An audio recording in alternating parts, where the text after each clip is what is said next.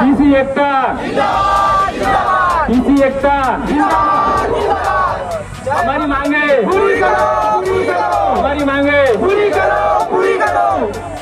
एकता में अधिकार की बात, एकता में शक्ति है, शक्ति है। जय भवानी, जय शिवाजी, जय भवानी। जय शिवाजी। आप देखना शुरू कर चुके हैं बापू वार्ताल न्यूज नेटवर्क। इस वक्त आप मेरे पीछे देख सकते हो महाराष्ट्र राज्य बैंक संघटना गोंदिया जिला जो आज जिलाधिकारी कार्यालय के सामने धरने आंदोलन के लिए आए हैं और आज जो है जिलाधिकारी कार्यालय में ज्ञापन देने आए हैं अपने विभिन्न मांगों को लेकर। जैसे कि आपने जिले में देखा होगा जो ग्राहक सेवा केंद्र रहता है जिले में कई सारे ग्रामीण क्षेत्रों में और शहरों में जो मिनी ग्राहक सेवा रत्न रहता है उसके जरिए जो है कई सारे परिवारों को जो है पैसे दिए जाते हैं, लेन देन होते हैं। ऐसे हमारे साथ में जो है ग्राहक सेवा केंद्र के भाई लोग भी मौजूद है और उनकी आज क्या मांग है, प्रमुख मांग को लेकर क्यों हुआ है, आइए हम उनसे जानने का प्रयास करते हैं। क्या बताना चाहूँगी, क्या मांग है आपकी? सर हमारी मांग ऐसी है कि हमको दर्जा मिलना चाहिए, वो दर्जा मिलना चाहिए। हमारी निर्धारित जो मांगे है जैसे ग्रेजुएटी लागू होना चाहिए हमको, बैंक मित्र मेहनताना हमको जो मिलता है वो मेहनताने में हमारी जो कमीशन में जो कपात हुई है यानी कमी हुई है वो कमी नहीं होना चाहिए पूरी तरह से। दूसरी बात बैंक मित्र को जो बैंक मित्र का देता से जाते हैं बैंक मित्र को जो देता है जो मान सम्मान है वो पूरा मिलना चाहिए। जिस तरीके से देखा जाए तो मिनी ग्राहक सेवा केंद्र जो है यह शहरों में रहता है, ग्रामीण क्षेत्र में रहता है। ग्राहक सेवा केंद्र की क्या कोई एजेंसी रहती है कि एजेंसी के थ्रू आप जो है सेंटर चला कंपनी के एजेंसी समझो पहले डायरेक्ट था पर अभी बीच में गवर्नमेंट ने एक मीडिएटर ला दिया कंपनी का, तो कंपनी हटना चाहिए। उस कारण सर एडजस्ट किए, उस कारण से कैसा है हमारे कमीशन पे प्रॉब्लम आ रही है। और बीच में ऐसा हुआ था कि 5,000 रुपये कमीशन यानी 5,000 रुपये मंथली, पर वो उससे भी अभी कोई गौर नहीं। क्या बताना चाहूँगे मैडम, जिस तरीके से अगर वेतन की बात की जाए तो वेतन भी बराबर नहीं होती।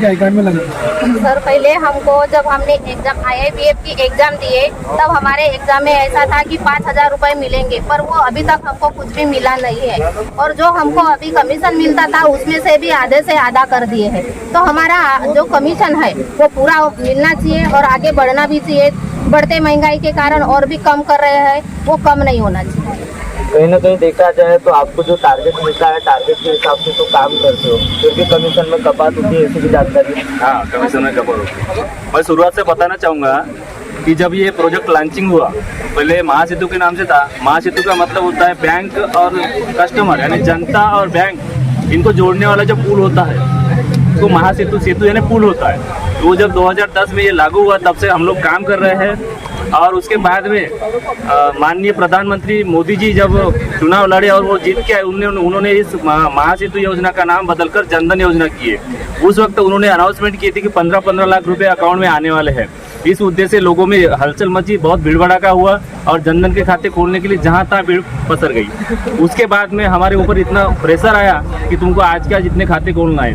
लगभग बैंक के मित्रों ने, हम BC लोगों ने 2 करोड़ से भी ज़्यादा अकाउंट ओपन कर दिए, जबकि बैंक के कर्मचारी हर घर तक पहुंच नहीं सकते थे। और अभी भी पॉसिबल नहीं कि बैंक के कर्मचारी कोई जाके किसी के घर में जाके खाता खोले या किसी को सर्विस प्रोवाइड कर दे। यदि बताओ यदि होते होंगे तो यह बैंक के कर्मचारी किसी कस्टमर के घर तक जाता होगा तो बताओ आप ही जा सकते हैं क्या? नहीं जा सकते ना। तो फिर इतने काम हम लोगों से करवाते हैं तो हमको वो बैंक के कर्मचारी का दर्जा मिलना चाहिए कि नहीं मिलना चाहिए? तो इसकी लड़ाई है ये हमारी। उसके बाद में हम जो कमाते हैं, हमारा अकाउंट हमारा, नाम हमारा, सारी मेहनत हमारी, पैसा हमारा, उसके बाद में एक कागज भी हमको किसी के बैंक की तरफ से नहीं मिलता है। सारी पूंजी हमारी, सिर्फ बैंक का सॉफ्टवेयर रहता है। ID क्रिएट किया है बैंक ने, उसके बाद में मध्यस्थी ला दी यानी कारपोरेट जो कंपनी बोलते हैं, वो तो हम जो कमाते हैं उससे काट के कंपनी को जाता है। करीब 50% से ज़्यादा कंपनी को चले जाते हैं। तो हमको क्या पूरा आता है उसमें? पहले तो 0.36 कमीशन था, अभी तो 20 से भी कम हो गए, वो 0.16 हो गया है। तो बताओ कि अभी हम अपने परिवार को कैसे पाले? आज हमको 15 साल हो गए, 2010 से काम कर रहे हैं, 15 साल हो गए, हम कुछ भी नहीं कर पाए, उलट माइनस होते जा रहे हैं ना, है कि नहीं? तो इतने महंगाई के ज़माने में हम क्या कर लेंगे? हमारी यही डिमांड है कि मध्यस्थी को हटाया जाए और जो भी कर्मचारी लोगों को जो भी मिलता है उनको सेवा सुविधा मिलती है, वेतन भत्ता, उनको कच्चे माल का यानी जो भी उनको स्टेशनरी लगता है वो उसके बाद में हम जो इंस्ट्रूमेंट खरीदते 70-60 हज़ार के लैपटॉप लिए हम, वो समय समय पर कंपनी अपने वर्जन बदलती है। पहले मशीन थी, मशीन नहीं चलती करके फिर दूसरी मशीन लिए, फिर उससे दूसरी मशीन लेने लगाए। ये करते करते कंपनी क्या कमा रही है वो हमको पता नहीं, लेकिन वो वर्जन चेंज होने के चक्कर में हमको वो एक मशीन का 25-30 हज़ार रुपये वो हमारे 3-3, 4-4 मशीनें घर पे पड़ी है। उसके बाद में भी 60-70 हज़ार का लैपटॉप लिए है, उसके साथ में दूसरे इंस्ट्रूमेंट लगते हैं। टोटल मिला के 1 लाख का ये खर्चा हो गया। कंटिन्यू चलाने के लिए 1-2 लाख रुपए हमको इन्वेस्ट करना पड़ता है। तो ये सारी चीज़ें, हमारा पैसा इन्वेस्ट करने के बाद में हमको एक कागज़ भी नहीं मिलता बैंक से, तो फिर हमारे कमीशन में से कंपनी पलती है। तो हमारा यही मांग है कि कंपनी को बीच में से हटा दिया जाए और डायरेक्ट हमारा भुगतान किया जाए।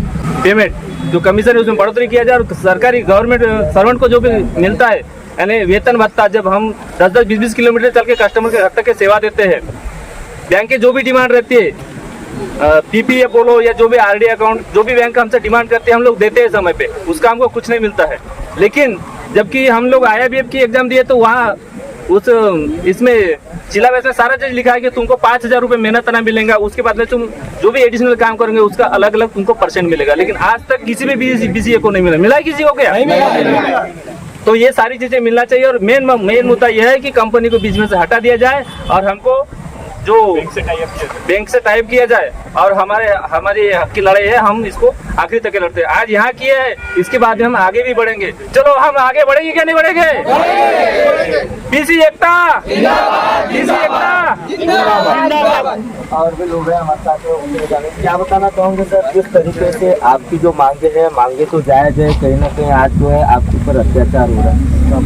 बिल्कुल सही बात है, हमारी मांगे एकदम जायज है। क्योंकि सबसे बड़ी बात तो ये है कि हम काम तो भले सरकार का कर रहे हैं, लेकिन सारा का सारा खर्चा पैसा सब हम अपना लगा रहे हैं। उसके बावजूद सरकार हमें कुछ देती ही नहीं, सारी सुविधा दे रही है। गवर्नमेंट एम्प्लॉय के सारे काम हम कर रहे हैं। आज हमको बैंक का भाड़ा देना पड़ रहा है, हमारे मोबाइल का खर्चा देना पड़ रहा है। आज 8-8, 10-10 किलोमीटर जाते हैं, पेट्रोल का खर्चा हमारा डेली पर बैठ रहा है हमारे ऊपर। सुबह 8 से लेकर शाम 8 तक के हम काम करते हैं, कंटिन्यू वर्क करते रहते हैं हम लोग। एक दिन भी अगर हमने छुट्टी किए तो उसके बावजूद हमारा कमीशन भी नहीं मिलता और कंपनियाँ उल्टी हमको धमकियाँ देती है और ऊपर पैसे भी काटते हैं। आज प्रधानमंत्री ने जिस वक्त बोला था 28/8/2014 को, जब उन लोगों ने जनधन खाते खोलना शुरू किया, उस टाइम में किसी भी बैंक कर्मचारी ने किसी भी घर में जाकर के, किसी भी देहात में जाकर के कोई खाता नहीं खोला। आज तक कोई रिकॉर्ड नहीं है। कर्मचारी तो छोड़ो, वो चपरासी तक का भी उनके गया नहीं है जाकर। तो सारा का सारा काम CSP और BC इन्हीं लोगों ने किए। बार बार हमने कैंप लगाए, कैंप में हमारे अपने खर्चे से हमने कैंप लगाए। और तो कोरोना के अंदर में जब सबको छुट्टियां प्राप्त मिली थी, लेकिन हमने कोरोना के समय में भी सरकार को साथ दी और बैंक का जितना भी वर्क था वो हम कोरोना के समय में भी पूरा का पूरा हमने निभाया। उसके बावजूद भी सरकार को शर्म नहीं आ रही है इस बात की। क्या वाकई है कितना काम किए जा रहे हैं ये लोग, और हमको कचरे में फेंक दिया गया है। जिस प्रकार हम चाहते हैं कि जिस प्रकार तुम गवर्नमेंट सर्वेंट को अपनी फैसिलिटी दे रहे हो, वो फैसिलिटी हमें भी चाहिए। क्यों कि आधे से ज्यादा काम तो हम बैंक का स्वयं में खुद कर रहे हैं और पूरी की पूरी जनता की सेवा हम कर रहे हैं, लेकिन टारगेट हमारे ऊपर, पैसा तुम ले रहे हो बैंक वाले और पूरा का पूरा टारगेट हमारे ऊपर डाल रहे हो। जो टारगेट बैंक का होता है वो टारगेट आज CSP और BC के ऊपर थोप रहे हैं लोग। और आज BC को पैसे देने की बारी आती है तो वो भी काट पीट पे होकर के एक टुकड़े के समान हमारे सामने फेंका जाता है और ऊपर से धमकियां मिलती है, आप काम नहीं करोगे तो आपका बंद कर दिया जाएगा, काम नहीं करोगे तो बंद कर दिया जाएगा। तो उस समय इनकी नाक कहाँ गई, जिस टाइम में कोरोना के समय में भी गवर्नमेंट को साथ दिया BC और CSP ने। सारी दुनिया बंद रखी गई थी, लेकिन उसी समय CSP और BC मरे जा रहे बेचारे। उसके बावजूद BC और CSP को कोई फैसिलिटी नहीं। हमारे कई BC रास्ते में मर गए, किसी को गोली मार दी गई, किसी का बैग छीना गया। तो सुरक्षा है क्या आज BC को? BC अपना पैसा खर्चा कर रहा है, BC अपना घर का पैसा लगा रहा है, अपना इंस्ट्रूमेंट, अपना सब कुछ अपना खुद का ही लगा रहा है। और सरकार क्या कर रही है? वो कड़वे काम कर रहे हैं, क्योंकि भाड़े के बैल मिल गया सरकार को। हरामखोरी में काम करवा रही है सरकार हम लोगों से, और हम काम किए जा रहे हैं, ऊपर से धमकियां भी सहन हम ही कर रहे हैं। और ये जो हमको दे रहे हैं 2000, 2500, 3000, इससे क्या हम अपने बाल बच्चे पाल लेंगे? क्या हमारा घर चल जाएगा? क्या हम तो हमारा पेट्रोल का खर्चा महीने का 5000 रुपया आता है, लेकिन हमें 2000, 3000 रुपए दिया जाता है। तो हमने कब तक के घाटा सहन करना चाहिए? कब तक सरकार का हमने काम करना चाहिए? आज ये आंदोलन हमारा जारी है। ये आंदोलन अगर सरकार ने हमारी मांगे पूरी नहीं करी, मैं दावे के साथ कहता हूँ कि पूरा ऑल महाराष्ट्र हम एक खट्टे बंद कर देंगे। फिर इनको जिनको लगाना है वो लगाते बैठे, काम की कोई कमी नहीं, मजदूरी कर लेंगे हम लोग जाकर, उसमें कम से कम 200-300 रुपए कमाएंगे। लेकिन यहाँ हम हमारे साथ जो गलत व्यवहार कर रही है सरकार, ये हम बर्दाश्त नहीं करेंगे। जैसे कि दर्शकों आपने देखा होगा 2014 के बाद में जो है इतिहास बदला, और इतिहास बदलने के बाद में जो है भारतीय जनता पार्टी की सरकार बैठी, और उस समय के कार्यकाल में जो है सबसे बड़ी अगर अहम भूमिका देखी जाए तो मिनी ग्राहक सेवा केंद्र जो है जिले में हो या शहरों में हो या ग्रामीण क्षेत्र में, उन्होंने निरंतर काम किया, और कोरोना महामारी के चलते समय भी उन्होंने निरंतर काम किया। और इसी बीच में हमारे साथ में कुछ जो ग्राहक सेवा केंद्र के भाई लोग हैं उनसे भी जानेंगे कि क्या प्रमुख। नमस्कार दोस्तों, मैं अजय कुमार, मैं SBI का एक CSP हूँ। और जैसे कि आप जानते होंगे कि 2014 में जब मोदी जी प्रधानमंत्री बने थे तो उनने सबसे पहले लॉन्च किया था जनधन योजना का खाता खोलने के लिए। और जनधन योजना का खाता हमने इतनी संख्या में खोले, सबसे ज़्यादा जनधन योजना खाता खोलने का श्रेय जो जाता है तो ग्राहक सेवा केंद्र वाले को ही जाता है। SBI का हो, बैंक ऑफ महाराष्ट्र का हो, केंद्र का हो, यूनियन बैंक हो, किसी भी बैंक का ग्राहक सेवा केंद्र, इन्हीं ने सबसे ज़्यादा। और हमें जब 2014 में जनधन योजना लॉन्च की गई थी तो बैंक से हमें इतना प्रेशर था कि भैया 100 अकाउंट खोलना है, 200 खोलना है, यानी हर मिनट में हमसे स्टेटस लिया जाता था कि आपने कितना अकाउंट। एकदम ज़बरदस्त अकाउंट जो खोला गया, और मोदी जी की जो जनधन योजना, प्रधानमंत्री जनधन योजना को जो सफल बनाने में जो योगदान है, तो सबसे बड़ा योगदान जो है CSP का है, ग्राहक सेवा केंद्र वालों बंधु का ही है। इसमें महिलाओं ने काफ़ी बड़ा बढ़ चढ़ करके हिस्सा रहा है। दूसरी योजना थी मोदी जी की पहली योजना थी जनधन की, दूसरी थी जीवन ज्योति बीमा योजना जो 436 रुपये वाली थी। तो जीवन ज्योति योजना सबको भी 336 रुपये पहले थी, अभी बाद में 436 रुपये हुआ है। इसको भी सफल बनाने में बैंक से ज़्यादा सफल जिसने बनाया है तो ग्राहक सेवा केंद्र वालों ने ही बनाया है। तीसरी योजना थी जीवन सुरक्षा बीमा योजना, इसको भी सफल बनाने में ग्राहक सेवा केंद्र वालों का ही पूरा योगदान रहा हुआ है। चौथी योजना थी अटल पेंशन योजना, इसको भी जो सफल बनाया है, और पूरे देश विदेश पूरे इंटरनेशनल में जो मोदी जी छाती पीट के जो बोलते हैं कि हमने जनधन योजना के इतने करोड़ खाते खोले, इतने करोड़ रुपए इसमें जो जमा है, तो वो सबसे बड़ा योगदान हम CSP भाई बहनों का ही है। कोई इसको नकार नहीं सकता। यहाँ तक कि आज भी जो जोर रहता है, आज भी हमें हर साल जोर रहता है कि भैया तुमको महीने में 35 अकाउंट खोलना ही है, इतने जीवन ज्योति बीमा योजना करना ही है, इतना सुरक्षा बीमा करना ही है। दूसरी बात कैसा है कि मैं 2010 से काम करते आ रहा हूँ, SBI का ग्राहक सेवा केंद्र 2010 से हूँ, लेकिन जो प्रोग्रेस होना चाहिए था, प्रोग्रेस तो हुआ है, ऐसा नहीं कि प्रोग्रेस नहीं हुआ है, लेकिन हमारा जो कमीशन है BC खा जाती है, कमीशन काट देती है, काफ़ी मात्रा में BC कमीशन काटती है। जिस प्रकार से अभी कुछ दिनों से अक्टूबर माह से मैं देखते आ रहा हूँ कि हमें जो कमीशन मिल रहा है, मान लो उदाहरण के लिए 100 रुपये कमीशन मिला, तो 100 रुपये में से 30 रुपये ऑलरेडी 30% के हिसाब से बैंक BC काट देती है। उसके बावजूद भी TDS के नाम पर, GST के नाम पर, या अटल पेंशन योजना का रिकवरी के नाम पर। अब एक बात बताओ, हमको BC जो देता है कमीशन 45 से 50 रुपये एक अटल पेंशन योजना पर कमीशन दिया जाता है, लेकिन जब रिकवरी की बात आती है तो 75 रुपीज़ के हिसाब से हमसे वही पैसा वापस दे रहे हैं 45 से 50 रुपये, और ले रहे हैं हमसे 75 रुपये। मतलब हमारा वहाँ से भी और नुकसान है। पहले तो ये देखा जाए तो जो कंपनी है वो क्या पूरा पैसा पूरा नहीं बोल सकते, उनका जो परसेंटेज है वो तो खा रही है, उसके बावजूद में कुछ चार्जेस ऐसे अनवांटेड चार्ज लगा रही है जिसकी वजह से हमें तकलीफ हो रही है। इस बारे में मैंने जानने की कोशिश किया, बैंक में जाने की, ब्रांच मैनेजर से पूछने किया, RBO में पूछने की कोशिश किए, AO सर से पूछने की कोशिश किए, BC से पूछने की कोशिश किए, हमने कई बार मेल भी किया, लेकिन इसका कोई समाधान नहीं मिला है। और हर महीने लगभग कुछ ना कुछ चार्जेस काट लेती है। अब एग्रीमेंट के लिए 100 रुपये का स्टैम्प पेपर लग रहा है और 2000 रुपये हमारा काट रही है। 2000 रुपये का खर्च ही नहीं आता एग्रीमेंट के लिए, ये एग्रीमेंट हो रहा है। आगामी समय में यदि अगर आपकी मांगें तो आपका आगे क्या कदम होगा? कोशिश करेंगे हमारे जो सहपाठी भाई बहन लोग हैं, इनका जो निर्णय होगा वही मेरा भी आखिरी निर्णय होगा। वो बोलेंगे मुंबई चलना है मुंबई चलेंगे, बोले दिल्ली चलना है दिल्ली चलेंगे। कोशिश करेंगे कि हमारी मांगे पूरी हो। और सबसे बड़ी बात एक चीज़ है सर, मैं आपको बताना चाहूँगा, आज मैं 42 ईयर्स का हो चुका हूँ। मैं जब काम कर रहा था तो 32 साल का था, 10 से 11 साल हो चुके हैं मुझे। ऐसा नहीं है कि मेरे कमीशन में ग्रोथ नहीं हो, वो भी हुआ है।